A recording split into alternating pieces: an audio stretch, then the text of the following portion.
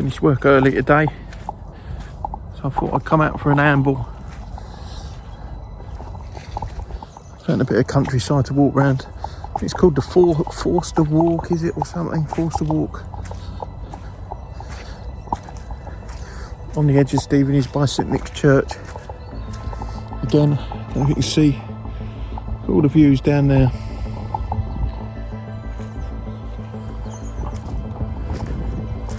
I tell you, I never get bored with looking at stuff like that, never.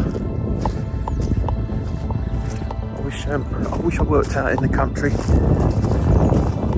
don't know what to do in mine, but it'd be nice just looking at that all the time. I could never get bored with that. So yeah, anyway, finished work early today, come out for an amble, get a bit of exercise, a bit of fresh air. I think I'm almost up to my 10,000 steps today anyway. I might as well add a little bit more on, eh?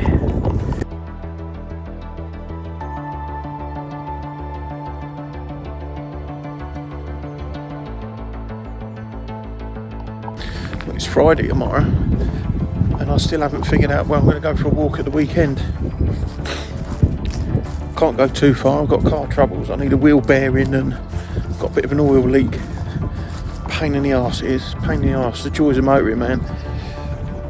Anyway, yeah, so I'm trying to find somewhere relatively local to go, where I can go for a bit of a walk, but not, you know, not too far where I'm worrying about the car, whether it's going to make it for the whole journey, because that just adds stress to it, and I certainly don't want that.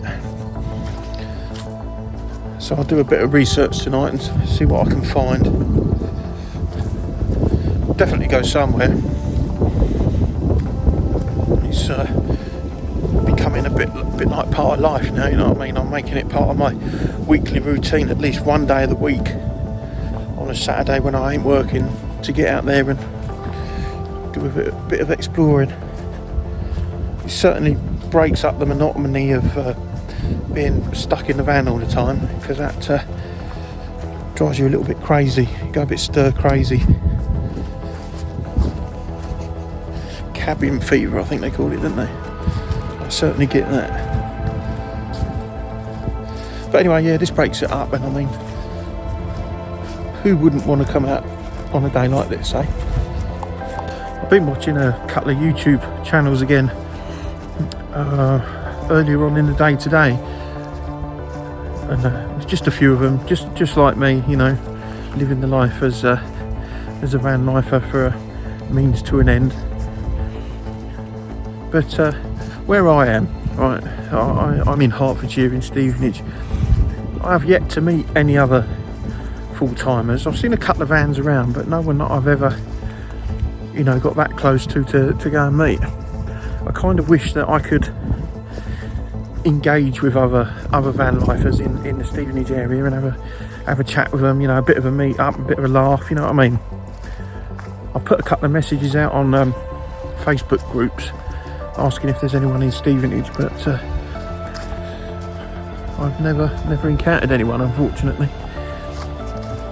When I stayed at a campsite up the road in Baldock, I met a couple of full-timers up there and had a chat, but when the site closed, pardon me, everyone went their separate ways.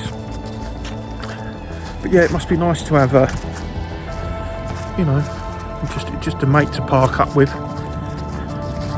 Breaks up the monotony, doesn't it? And probably feel a bit safer as well, you know, safety in numbers and all that jazz. But you never know, someone may watch this video one day and say, I'm going to Stevenage, I'll come and have a meet up with you. Well, you never know. If you are watching, give us a shout, whoever you are, but I'll come and say hello.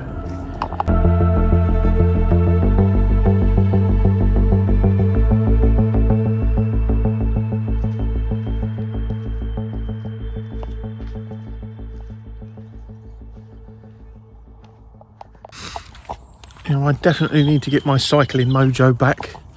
This would be a fantastic place to charge fuel on the mountain bike. Just can't seem to get the mojo going with cycling. Don't know what it is. I mean, I'm enjoying all this walking no end, so surely getting back on the bike could be equally enjoyable, wouldn't it? Maybe I should just force myself just to do a small trip somewhere. Perhaps not cycle to work, because that's well, that's because I have to cycle. I'd rather do it just because I want to get out there and cycle. You know what I mean? If that makes any sense again.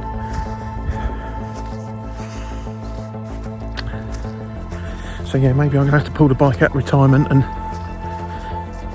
give it a go, especially on days like this. It's a bit cold, but cold don't really bother me. Once you get cycling, I'll be fucking sweating anyway. Especially with all this weight I've got to lug round, eh? Anyway, that's enough of that.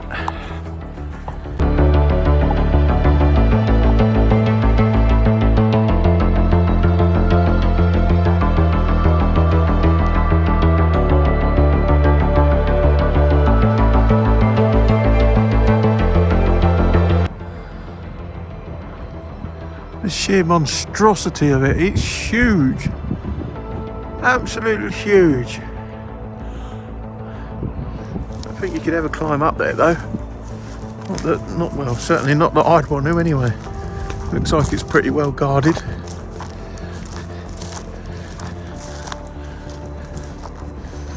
Barbed wire.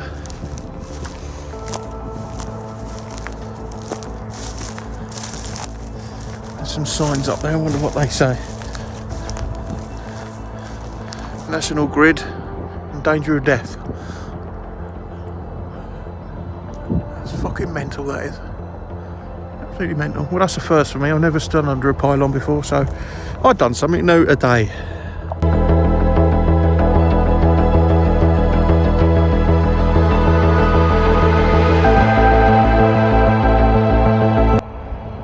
It's the top of the Lister Hospital just there. And then if you sweep round, that great big monstrosity there, that's relatively new. And from what I read today, I think that's going to be something to do with McLaren.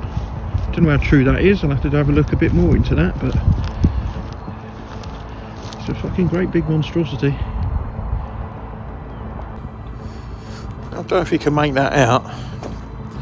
It's like some form of hole. It's looks like it's been scraped out. Now there's a few of them dotted all over this area that I'm in. I wonder what they are. I wonder what that's for. Why have they felt the need to scratch out a little bit of soil like that?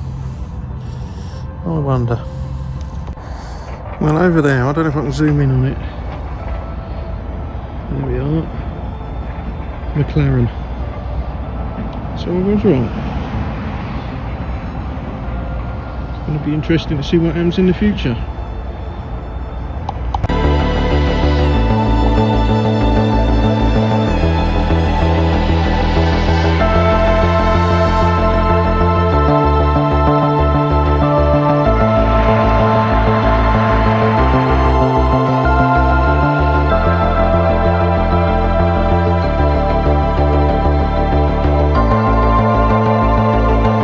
Did make one error again, and I've come out for a walk with my good trainers on rather than using my fucking walking boots, and I'm walking through a load of mud. What a fucking idiot.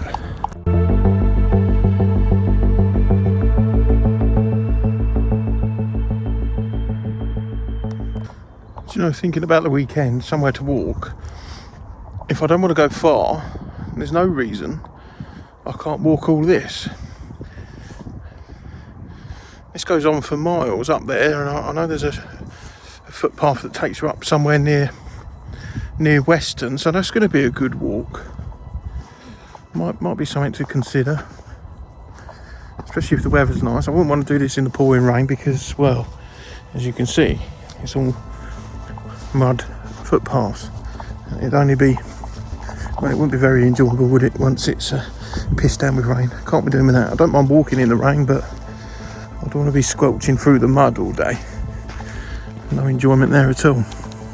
But if it's a day like today, then definitely happy days.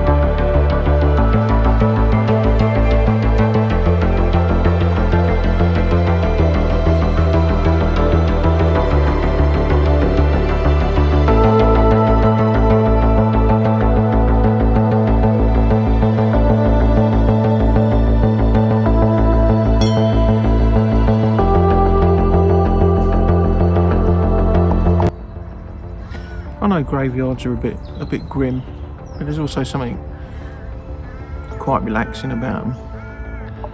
And I am quite envious of the people that have lost people and they've got headstones and places to go and sit and remember them, you know, remember their loved ones. When my mum died, it was her wish to be donated to medical science, which was fine, you know. Me and my sister signed a waiver to let that happen, and when she passed away, you know, they come and took her away and done whatever they needed to do with her. I mean, I got respect for her for that. But the saddest part was we never got to give her a funeral. I got the ashes back. She died in June, and I got her ashes. They cremated her, the college, and gave me the ashes back in October, I think it was. And I've still got the ashes to this day. The idea was her favourite flower was a yellow rose, so I was going to put her in the garden and put like a yellow rose on top of her, just so we had somewhere to go and remember her, you know. I mean, it's all very loyal, is that the right word? It's all good donating yourself to medical science, but it was like it all happened so quick, so we never got a, you know, she was here 1 minute, gone the next, and we never got to say goodbye. And I had to clean out a bungalow, and that sucked, because when I put it on like a house clearance site, it was just like everybody showing up really quickly to take all of her stuff away, and it erased her from existence. Do you know what I mean? Even though that's what she wanted it to go to a good home. So, but yeah, I certainly miss her to this day. So anyway, what I do now when I visit any graveyard, I often come and, you know, just find a place to sit and just remember my mum that way, you know. Even though she was one of these people, she was tough as old boots as well. She was, you know, didn't want anyone mourning over her or maudling over her. I mean, she wanted everyone to be happy, and, you know, she just weren't that way inclined. You know what I mean? She weren't miserable. She wanted everyone else to live their lives and be happy, and, you know, I kind of respect her for that. But yeah, there are days that go by and I struggle with her not being here, because she used to phone me pretty much every day, and it didn't matter what problem I had in my life, she'd always talk to me, and she never told me what I wanted to hear. She told me what I needed to hear. You know what I mean? She was a tough mum, you know, showed me tough love, but it worked, and it's brought me up correctly. You know what I mean? She weren't soft. She didn't mollycoddle me, didn't spoil me like a lot of parents do today. You know, she was tough, but that way I learnt to respect my elders and never really got into any trouble. And yeah, I can't knock her parenting at all. I mean, come on. So if there is anyone that's got this far in the video and is watching me, just remember to always drop in on your parents, you know, or try and fix the wounds that have happened in the past, you know, because one day they're not going to be here, you know, they're just going to go, and it's going to hurt. I'm not going to lie to you, it's going to fucking hurt, it's going to really hurt, especially, you know, if you've got a good relationship with them. So show them some respect, look after them, drop in on them, make sure they're okay, because you never know when it's going to be the last time.